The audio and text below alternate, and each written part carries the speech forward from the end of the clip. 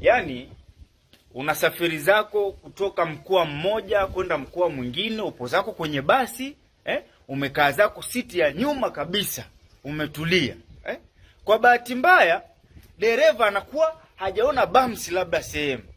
Anavuka lile tuta kwa haraka. Mnaruka mlokaa siti ya nyuma mnaruka. Sasa badala mtu amwambie dereva kuwa mwangalifu, sisi ambao tumekaa siti ya nyuma tunapata tabu, usipokuwa mwangalifu, ukitembea haraka haraka, usipozingatia bumps.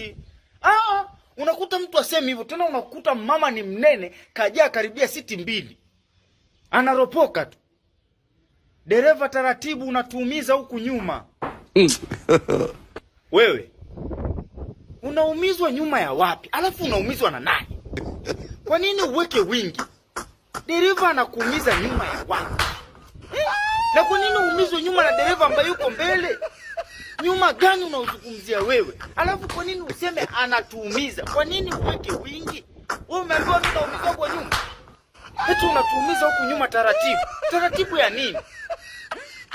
Anatuumiza hiyo nyuma huu. Anatuumiza hiyo nyuma which? Wewe anatuumiza nyuma na nani? Kwa nini uweke wingi kwenye mambo ya kijinga? Eti unatuumiza huku nyuma na nani? Wewe. Wewe ndio wewe unaumizwa.